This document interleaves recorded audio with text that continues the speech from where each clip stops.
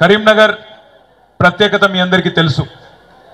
తెలంగాణ రాష్ట్ర సమితి అనే పార్టీకి జన్మనిచ్చిన పురిటిగడ్డ కరీంనగర్.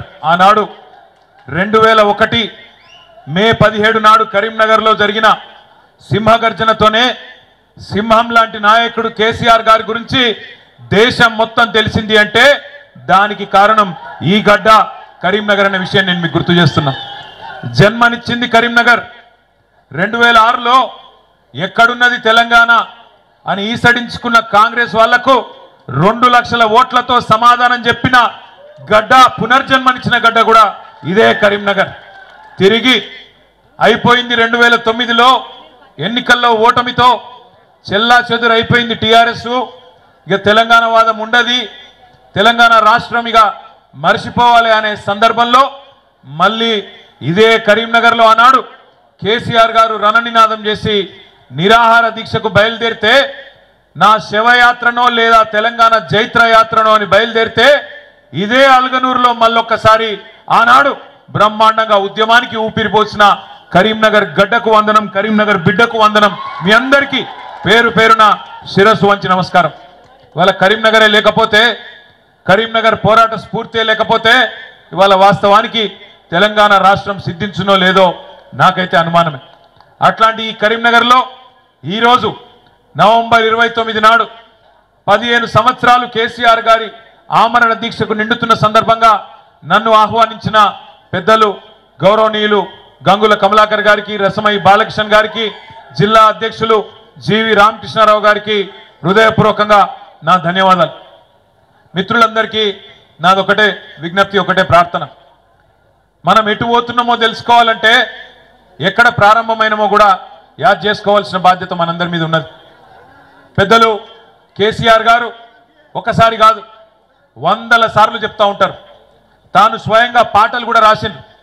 ఎందుకంటే 1948 నుంచి 56 వరకు 8 ఏళ్ళు ఒక ప్రత్యేక రాష్ట్రంగా ఉన్న తెలంగాణ, ఆనాడు పేరు వేరు కావచ్చు, హైదరాబాద్ రాష్ట్రం పేరిట 8 ఏళ్ళు ప్రత్యేక రాష్ట్రంగా ఉన్న తెలంగాణ ఆనాడు ఇష్టం లేని బలవంతపు పెళ్లిలో భాగమై ఒక అమాయకపు పిల్ల పెళ్లి ఒక అతి హుషారైన పిల్లగాంతో జరుగుతుంది అని స్వయంగా ఆనాటి అప్పటి ప్రధానమంత్రి జవహర్లాల్ నెహ్రూ గారు నిజామాబాద్లోని ఖలీల్వాడి మైదానంలో చెప్పిండు.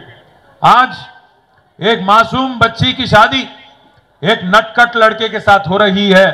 अगर ये मिलाप अच्छा चला तो अच्छी बात है, वरना जब चाहे तब तलाक ले सकते हैं అంటే ఎప్పుడు కావాలంటే అప్పుడు విడాకులు తీసుకోవచ్చు అని చెప్పిన మాట. ఆనాడు ఇష్టం లేని పెళ్లి చేసింది కాంగ్రెస్ పార్టీదే. ఆ తప్పు చేసింది కాంగ్రెస్. 1956 నుంచి 68 వరకు అడుగడుగున అన్యాయం జరిగితే 68లోనే మరల పడ్డది తెలంగాణ. 1968లో ప్రారంభమైన ఉద్యమం 71 వరకు 3 సంవత్సరాల పాటు అద్భుతంగా సాగింది. కరీంనగర్ కావచ్చు, తెలంగాణలోని ఆనాటి 10 జిల్లాలు కావచ్చు, అద్భుతంగా కదిలినాయి. తెలంగాణ పౌరుషాన్ని చాటుతూ 1971 పార్లమెంట్ ఎన్నికల్లో భారతదేశం మొత్తం కాంగ్రెస్ గెలిస్తే ఒక్క తెలంగాణలో మాత్రం 14 పార్లమెంట్ సీట్లలో 11 పార్లమెంట్ సీట్లు ఆనాడు తెలంగాణ ప్రజా సమితి గెలిచి తన గుండెను చీల్చి ఆత్మను ఆవిష్కరించి భారతదేశం మొత్తానికి వినబడేలాగా చెప్పిండ్రు తెలంగాణ ప్రజలు ఆనాడే. 370 మంది తొలి దశ అమరుల సాక్షిగా 11 సీట్లనిచ్చి మా తెలంగాణ మాకు కావాలి అని స్పష్టంగా దేశ రాజకీయ వ్యవస్థకు చెప్పిండ్రు. కానీ కర్కశంగా ఇష్టం లేని పెళ్లి చేసిన మొదటి దశ ఉద్యమంలో 370 మందిని కాల్చి చంపిన 11 మందిని ఆనాడు ఎంపీలను తెలంగాణ ప్రజలు గెలిపించిన వాళ్ళని తీసుకుపోయి మళ్ళొక్కసారి తెలంగాణ ప్రజల ఆకాంక్షను బేఖాతరు చేసింది కాంగ్రెస్ పార్టీ. 71 నుంచి 2001 దాకా 30 ఏళ్ల పాటు పెద్దలు, బుద్ధిజీవులు, ప్రొఫెసర్ జయశంకర్ లాంటి పెద్ద మనుషులు, ఆచార్య కొత్తపల్లి జయశంకర్ గారు లాంటి పెద్దలు, విద్యాసాగర్ రావు గారు లాంటి నిపుణులు, అదేవిధంగా ఇంకా కవులు, కళాకారులు, విద్యావంతులు, టీచర్లు కావచ్చు, ఉద్యోగులు కావచ్చు, వాళ్ళు కాపాడుకున్నారు. ఎప్పుడన్నా ఎవరన్నా రాకపోతారా, మళ్ళొక్కసారి తెలంగాణ ఉద్యమం రగలకపోతుందా అని చెప్పి ఎదురు చూస్తున్నప్పుడు కలిసి వచ్చే కాలానికి నడిసొచ్చే కొడుకు అన్నట్టు అప్పుడు వచ్చిండు మన నాయకుడు గులాబీ జెండా ఎగరవేస్తూ కేసీఆర్ గారు. ఇదే కరీంనగర్లో రణనినాదం చేసి సింహగర్జన చేసి తెలంగాణకు మళ్ళీ తిరిగి మలి దశ ఉద్యమానికి ఒక రాజకీయ రూపాన్ని కల్పించి గులాబీ జెండా ఎగరేసి తెలంగాణ వచ్చుడో కేసీఆర్ సచ్చుడో, మీరు అవసరమైతే నేను కనుక ఉద్యమం నుంచి తప్పుకుంటే రాళ్లతోని కొట్టి చంపే అధికారం మీకు నేను ఇస్తున్నా అని ఆనాడు సింహగర్జనలోనే కరీంనగర్ వేదికగా ప్రకటించిన నాయకుడు కేసీఆర్ గారు. పదవీ త్యాగంతో పార్టీని ప్రారంభించి ప్రాణ త్యాగానికి సిద్ధపడి రాష్ట్రాన్ని సాధించిన మహానాయకుడు తెలంగాణలో కేసీఆర్ గారు మాత్రమే అనే మాట ఒకసారి నేను మీకు గుర్తు చేస్తా ఉన్నా. దయచేసి మిత్రులందరూ నేను కోరేది ఒకటే, ఇవాళ చాలా మంది చాలా మాట్లాడచ్చు. కేసీఆర్ గారు పార్టీ పెట్టినప్పుడు 2001 ఏప్రిల్లో ఎటువంటి పరిస్థితి ఉండేనో ఒక్కసారి దయచేసి ఆలోచన చేయవలసిందిగా నేను కోరుతున్నా. ఆ రోజు కేసీఆర్ గారి వయస్సు కేవలం 46-47 ఏళ్ళు, చాలా చిన్న వయస్సు. ఒక రాజకీయ నాయకునికి 46-47 ఏళ్ళ వయసు అంటే అప్పుడప్పుడే ఆయన జీవితం బ్రహ్మాండంగా ప్రారంభమవుతున్న పరిస్థితి. ఇంకొక 20-25 ఏళ్ళు అప్పటికే మంత్రి పదవి, డిప్యూటీ స్పీకర్ పదవి, అన్ని పదవులు చేస్తున్నారు కేసీఆర్ గారు.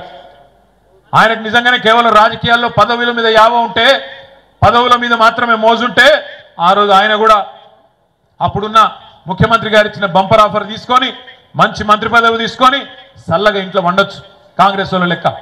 కానీ అట్లా కాకుండా అన్నిటికీ తెగించి తెలంగాణ నాయకులంటేనే తెలంగాణ ఉద్యమాన్ని పదవుల కోసం తాకట్టు పెడతారనే బదనాం ఏదైతే తెలంగాణ సమాజంలో ఉండేనో దాన్ని దూరం చేయాలని చెప్పి పదవి త్యాగంతోనే ఆనాడు తెలంగాణ రాష్ట్ర సమితి అనే పార్టీని ఆనాడు ఆవిర్భావం రోజే 3 పదవులకు కూడా రాజీనామా చేసిండ్రు కేసీఆర్ గారు. ఆ తర్వాత 14 ఏళ్ల పాటు దెబ్బలు తిన్నాడు, ఎదురు దెబ్బలు తిన్నాడు, అక్కడక్కడ విజయాలు, అక్కడక్కడ అపజయాలు అన్ని కూడా చూసిండు కేసీఆర్ గారు. పాట కూడా రాసిండు తానే స్వయంగా. తెలంగాణ ప్రజల్లో ఒక విశ్వాసాన్ని నింపడానికి సిపాయిల తిరుగుబాటు విఫలం అయ్యిందని అనుకుంటే వచ్చేదా దేశానికి స్వాతంత్రం. సిపాయిల తిరుగుబాటు 1857లో విఫలమయ్యిందని చెప్పి ఎక్కడోళ్ళు అక్కడ బీరిపోతే దేశానికి స్వాతంత్రం వస్తుండనా? అట్లనే రాజీ లేని పోరాటమే విజయం సాధిస్తుంది, ముమ్మాటికి తెలంగాణ రాష్ట్రం వచ్చి తీరుతుంది అని ఆనాడు 2001లోనే పాట రూపంలో మాట రూపంలో కేసీఆర్ గారు ఆనాడు చెప్పడం జరిగింది. ఇప్పుడే కమలాకర్ అన్న ఒక మీకు పాట చూపెట్టిండు, తాను తయారు చేయించిన పాట. అందులో చెప్పిండు, ఏమన్నాడు? కేసీఆర్ అనేది ఒక పేరు కాదు, కేసీఆర్ అంటే పేరు కాదు, కేసీఆర్ అంటే తెలంగాణ పోరు అనే మాట ఇప్పుడే కమలాకర్ గారు ఏదైతే చెప్పినారో అది అక్షర సత్యం. కేసీఆర్ ప్రతి మాట ఒక తూటా లెక్క వేలింది తెలంగాణ ఉద్యమంలో.